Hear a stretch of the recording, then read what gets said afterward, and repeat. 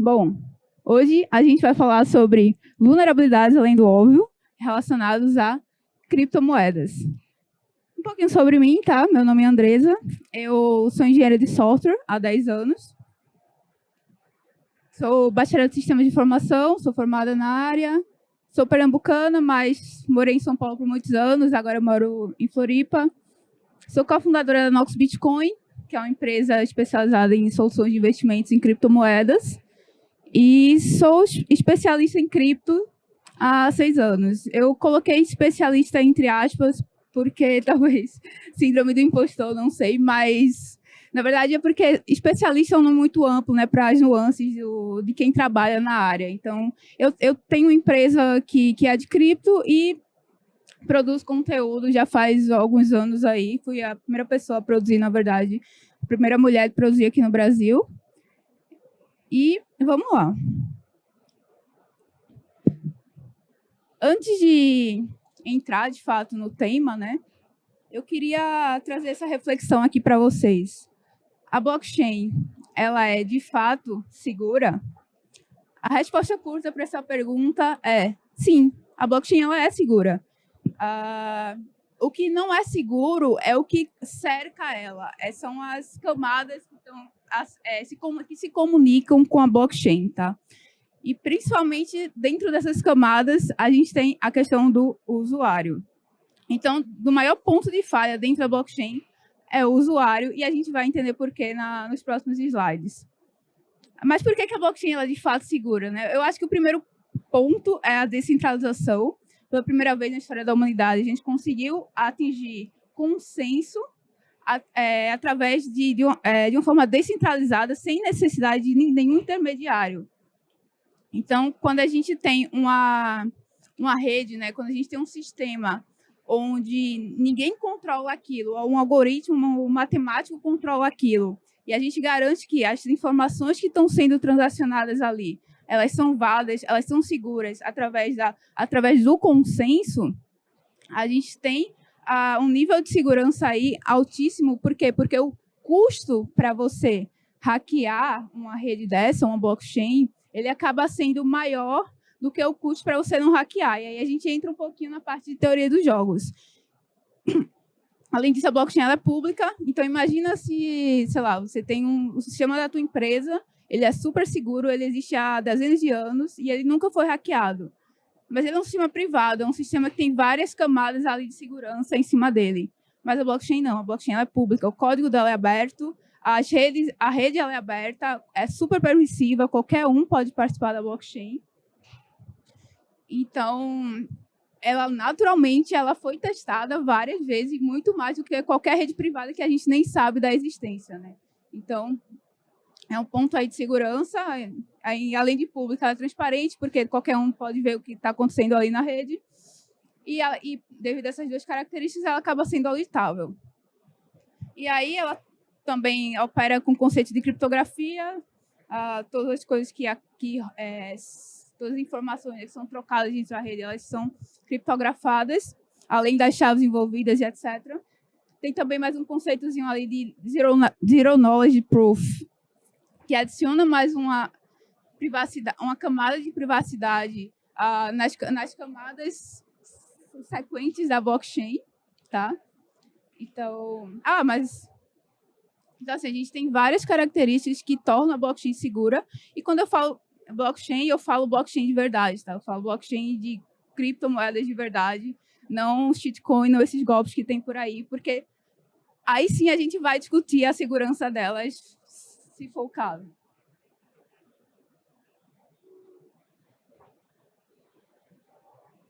Vulnerabilidades mais comuns. Eu sempre estou fazendo alguma apresentação aqui no RoadSec, eventualmente, e eu sempre trago campos diferentes de vulnerabilidades dentro da blockchain. Só uma coisinha antes. Todo mundo aqui está familiarizado com o conceito de blockchain, né? Se não tiver, tudo bem, eu posso falar. Eu levei só 2 anos para entender. Tá. Vulnerabilidades mais comuns. 3 pontos aqui que todo mundo, pelo menos, já ouviu falar de algum tipo de hacking ou de falha em relação a isso. O primeiro é o Sybil Attack, que é o ataque de 51%. Não sei se alguém aqui estava na minha palestra do ano passado, mas eu falei bastante disso. O que acontece? A blockchain, para ela existir, né, para ela funcionar bem e ser segura, a gente precisa que a maior parte dos seus participantes concordem entre si com o que está acontecendo ali. Então, quer dizer que se eu tiver a maior parte do poder computacional da rede, eu consigo controlar essa rede. E eu realmente consigo, isso é fato em blockchains que operam com o sistema de Proof of Work, como o Bitcoin. O problema é que para você conseguir hackear uma rede dessa, para você conseguir manter esse poder computacional em sua maioria, o custo é altíssimo, é altíssimo. Então, não existe um incentivo para você fazer esse tipo de coisa, porque você vai gastar quadrilhões de dólares, literalmente, para hackear uma rede e por 10 minutos e para quê, sabe? Porque depois que o próximo bloco ele for minerado, você precisa refazer esse processo, gastar todo o poder computacional de novo. Enfim, é um custo muito alto que até hoje ninguém quis pagar para tal. Segundo lugar, smart contracts. Smart contracts, eles são literalmente softwares que são construídos para se comunicar com a blockchain. E como todo software, eles têm seus pontos de falha. A maioria das vulnerabilidades exploradas dentro da blockchain foram aqui em smart contracts. Esses eventuais roubos em blockchains que vocês ouvem falar de vez em quando, geralmente é porque tem alguma falha no smart contract ou num código se comunicava com alguma camada, se comunicava com a blockchain principal. Geralmente são códigos que são construídos para se comunicar com a blockchain e eles apresentam falhas. E esse terceiro aqui, que é o que eu queria passar mais tempo falando hoje, que são as vulnerabilidades relacionadas a carteiras. A forma de como você armazena suas criptos. Como a criptomoeda é armazenada?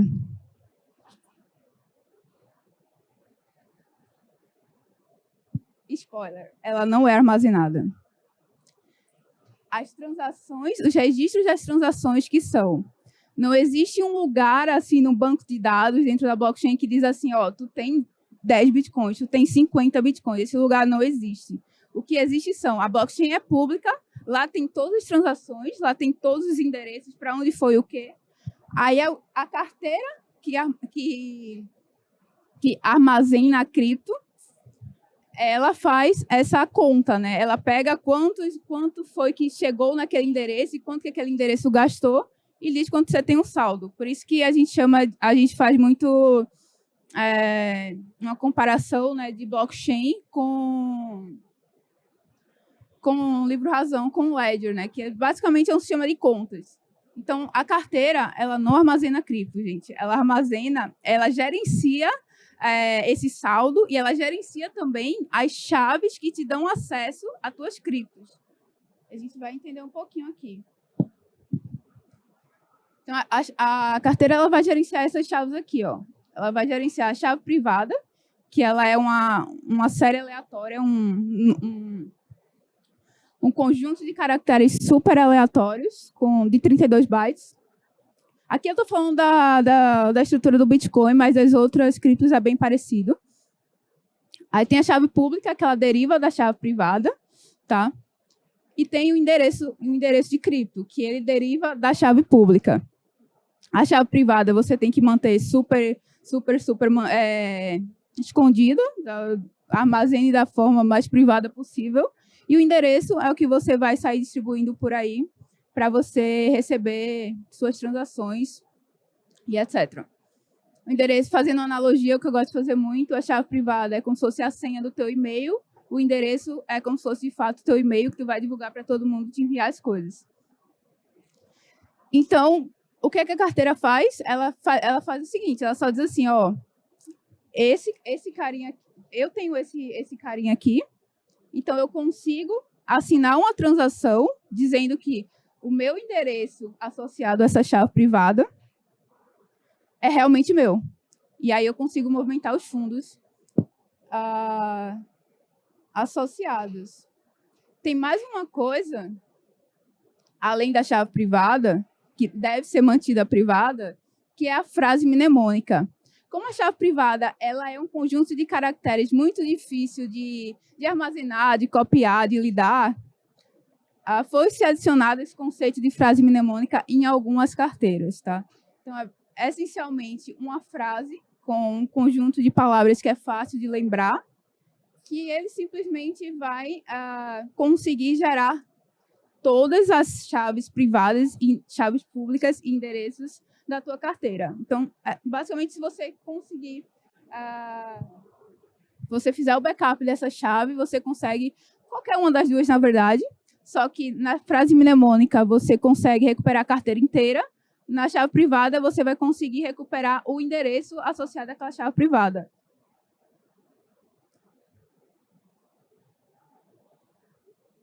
Só que o fato de você... Só voltando aqui um pouquinho. Só que essa frase mnemônica, ela tem alguns poréns, tá? E a gente vai ver o porquê dos poréns dela. Isso aqui eu coloquei como é uma manchete de um artigo que eu vi. Mas imagina que tu tens... Existem vários tipos de carteiras, mas o tipo de carteira que é mais usado, talvez eu diria, que é a carteira web. E a carteira web, ela funciona como uma extensão do teu browser na maioria das vezes. Existem duas carteiras web que elas são super famosas, que é a MetaMask. Quem aqui já usou a MetaMask? Quase todo mundo. E a Trust Wallet. Alguém aqui já usou a Trust Wallet? Um pouco menos, mas a Trust Wallet é super usada também. E no começo, ela tinha um bugzinho, um bug bem simples, que era basicamente que você conseguia perder todo o teu fundo que estava lá, todo o teu dinheiro que estava lá, sem fazer nada. Então, imagina tu for dormir com, sei lá, 1 milhão em Matic e no outro dia não tem nada, né? Isso acontecia porque a frase, a seed phrase que a gente chama, a frase mnemônica da Trust Wallet, nas primeiras versões, ela tinha uma entropia muito baixa. O que é uma entropia muito baixa? Ela era muito pouco aleatória. Lembra que eu falei que a chave privada ela é uma chave aleatória? Quanto mais aleatório essa chave privada for, melhor. Porque quanto mais aleatório for, mais difícil vai ser de computar aquela chave para poder gerar um endereço. Só que na Trust Wallet, essas frases mnemônicas, elas não eram tão aleatórias. E o pesquisador que descobriu essa vulnerabilidade, ele conseguiu ter uma lista de frases mnemônicas, e a partir dessa lista, ele simplesmente foi testando ali o que é que gerava um endereço que já tinha saldo na blockchain, e dessa forma ele conseguia simplesmente, a partir da frase mnemônica, gerar chaves privadas associadas, chegar aqui, chegar em todos os endereços e roubar os fundos. Felizmente, essa vulnerabilidade ela foi pouco explorada. Houveram algumas pessoas que foram vítimas disso, mas acho que estava ali na casa das centenas de milhares de dólares ainda.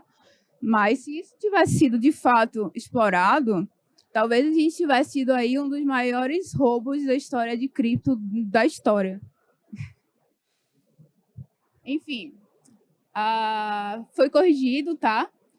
E hoje não existe mais essa vulnerabilidade. Como é que a gente se previne desse tipo de coisa? Acho que a primeira coisa de todas é essa aqui, ó. Não usa carteira que não vai te dar acesso às tuas chaves privadas, porque existe carteira assim. Se você não tem acesso à tua chave privada, tu não tem acesso de fato ao dinheiro. A pessoa que está com... a empresa que está gerenciando essa tua carteira, ela vai ser a dona do teu dinheiro, não você. Mas também não apenas isso, tá? Preste atenção como que tuas chaves privadas estão sendo exportadas e também como elas estão sendo importadas. A gente vai ver melhor sobre isso nos próximos slides. Porque não adianta você ter tua chave privada se tu deixa ela, sei lá, no balcão do seu trabalho, se tu deixa num caderno qualquer, enfim, se tu não coloca, tu não armazena ela num lugar seguro. A chave privada ela precisa ser o mais entrópica possível, acho que já citei isso aqui. Inclusive, tem um vídeo meu lá no YouTube onde eu ensino a fazer uma carteira de Bitcoin com papel, literalmente, no papel, literalmente. E aí, esse processo para gerar a chave privada, para a gente ter uma aleatoriedade razoavelmente boa, eu uso dados, né? Uso dados para gerar números aleatórios que vão servir como parâmetro para o script gerar a chave privada. Sim, literalmente dados. Renove seus endereços com frequência. Tá? Evite ficar utilizando o mesmo endereço. Isso é bom não só para prevenir contra esse tipo de falha que eu apresentei agora, mas também para te dar mais uma camada de privacidade, né? Porque você vai ter suas transações espalhadas em vários endereços. A segunda é uma outra vulnerabilidade que ela não é exatamente uma vulnerabilidade, tá? Ela é uma feature da rede Ethereum e que ela é explorada como uma vulnerabilidade. Vamos lá. Nas carteiras de browser, né, nas extensões de carteiras de browser, na MetaMask da vida, etc., elas têm uma função de assinar a mensagem. A assinatura, no contexto de blockchain, ela serve para dizer o seguinte, ó, eu estou assinando essa mensagem, então eu sou dono dessa chave privada. No contexto de Bitcoin, por exemplo, se eu fizer isso, eu consigo transferir meu dinheiro para outro lugar. No contexto de Ethereum e de muitas outras redes também. Mas, mais especificamente aqui, você pode simplesmente assinar uma mensagem e não transferir nada. Por que eu vou fazer isso? Para provar que eu sou o dono da chave privada. E existem algumas situações que você pode fazer isso. Dentre elas, você tem um aplicativo descentralizado na rede e você quer fazer login. Você pode fazer o login com tua carteira que está conectada no browser. E para você fazer esse login, você faz essa assinatura de mensagem, porque você está provando que aquela carteira que está ali é tua. Só que, nesse caso aqui, eu acho que eu não vou ter como dar play nesse vídeo, mas existem protocolos menores, enfim, são literalmente golpes. Esse aqui foi um deles, que te pede para conectar a tua carteira para fazer uma ação XPTO. Às vezes é para, sei lá, ganhar um NFT, às vezes é para simplesmente fazer login mesmo no sistema, às vezes é para ganhar algum airdrop, enfim. Pede para conectar a tua carteira, tu assina uma mensagem lá que parece inofensiva, que não vai fazer nada, vai ser só provar a tua autenticidade, mas, na verdade, essa mensagem, ela tinha uma transação que simplesmente limpa todos os teus fundos dali. Essa vulnerabilidade, na verdade, é um pouco mais comum. Acho que talvez alguém aqui já conhece alguém que passou por isso. Eu conheço, alguém mais conhece? Ninguém, né? Ainda. Mas ela existe, tá? Então, muita atenção nos sites em que tu tá conectando tua carteira. Porque só o fato de tu conectar tua carteira no site pode fazer com que tu perca todos os teus fundos.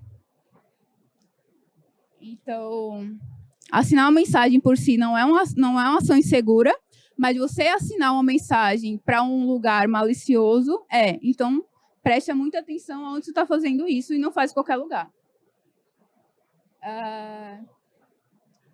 Isso aqui é um ponto, tá? A carteira, a MetaMask, a Trust, elas geralmente avisam quando você está assinando algo que é suspeito. Tem muita gente que não olha essa mensagem, é uma mensagenzinha em vermelho quando você está assinando, mas nem sempre ela vai avisar. Então, fica aí um ponto de atenção. E por último, e não menos importante,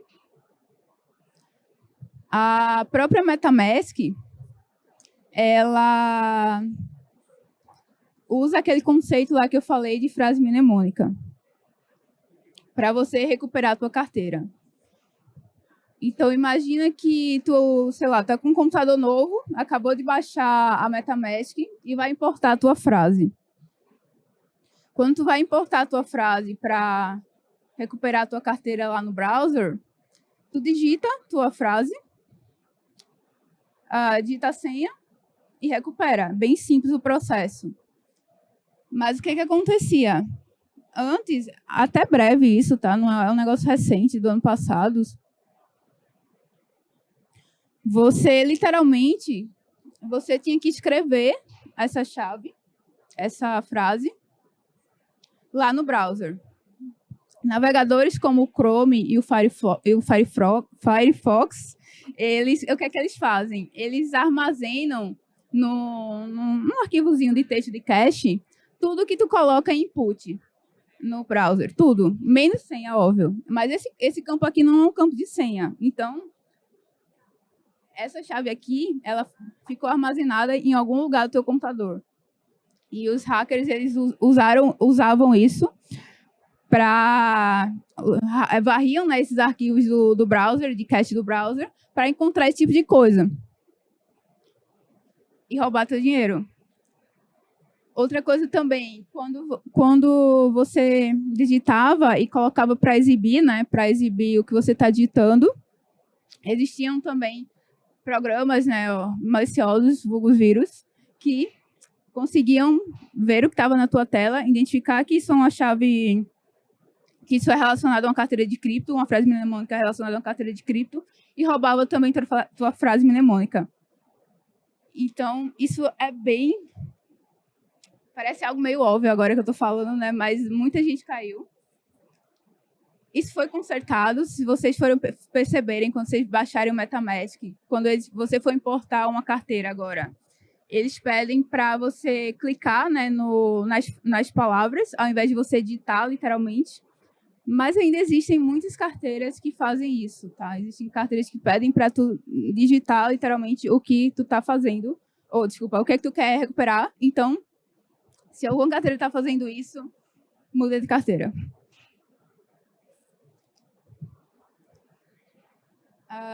Como é que a gente se previne desse tipo de coisa, né? Então, esse primeiro aqui foi o que eu acabei de falar, utilizar a seleção de palavras, né? Ao invés de usar um input, onde você vai literalmente digitar a tua chave. Se você não consegue garantir que tuas chaves elas estão sendo exportadas de uma forma segura ou importadas também, ou se você, sei lá, não tem conhecimento técnico suficiente, ou se você não está seguro com isso, cara, utiliza hardware wallet ou paper wallet. E gera tua carteira utilizando o script offline. Existem scripts offline que fazem esse tipo de coisa, que conseguem gerar chave privada, gerar endereço a partir disso, e você consegue ter uma garantia de que ninguém nunca teve acesso àquilo, sabe? Isso se você fizer isso num processo 100% offline de fato. As hardware wallets, elas já fazem isso, mas as hardware wallets, elas têm alguns poréns relacionados que eu particularmente fico com o pé atrás. Eu uso também, mas no fim a gente vai ter uma senha anotada num papel que você precisa armazenar do jeito mais seguro possível. Então, porque usar uma hardware wallet, você pode usar uma paper. E aí, 2 pontos que eu queria falar antes de encerrar aqui, tá? O primeiro ponto é que eu gosto muito de uma analogia de que quando você vai armazenar teu dinheiro, você não coloca, sei lá, 10 mil reais no teu bolso. Você coloca no teu bolso o que tu vai gastar, o que tu vai precisar ter de fácil acesso. 10 mil, 100 mil ou até 1 milhão ou mais, você coloca num cofre. Então, essa analogia se aplica à blockchain, a criptomoedas. Se tu precisa armazenar um dinheiro que tu vai estar sempre movimentando ele, é um dinheiro que ele não vai fazer tanta falta assim caso você perca, aí você pode se dar ao luxo de usar armazenamentos menos seguros, porque, em geral, armazenamentos menos seguros, eles são mais práticos. Então, uma carteira web dessa da vida, deixa em exchange também, enfim, porque é super prático, é muito prático você ter o dinheiro lá e poder usar a hora que quiser. Mas se tu tem um dinheiro que vai te fazer falta, é um valor que é alto para ti, e aí quem vai dizer que é alto ou não é você, não sou eu que vou saber isso, coloca um armazenamento mais seguro.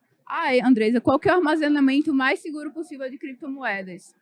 Existem controvérsias sobre, tá? Mas eu posso te afirmar com certeza que uma hardware wallet, uma paper wallet já vai te oferecer um nível de segurança bem, bem alto mesmo. Deixa eu ver o que mais. Tá. Andresa, você gosta tanto de cripto, por que você está falando aqui sobre vulnerabilidade? Você sempre vem falar sobre vulnerabilidade de blockchain. É muito simples. Quando você tem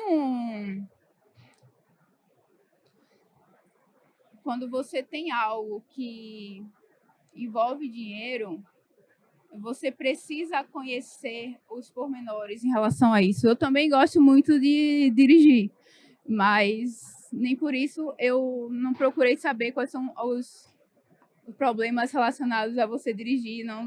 Eu procuro entender como funciona um carro, como funciona o motor e etc. Então, isso aqui é a mesma coisa, sabe? É parecido, na verdade. Então, você entender quais são os problemas relacionados a isso te fazem ter uma jornada mais segura, ter uma jornada mais tranquila em relação a criptomoedas. Então, é isso, pessoal. Aqui está meu Instagram, quem quiser me adicionar para trocar uma ideia. Eu vou estar agora disponível para tirar dúvidas, não só relacionada ao tema da palestra, mas qualquer coisa que vocês quiserem falar. Obrigada pela presença de vocês e até a próxima.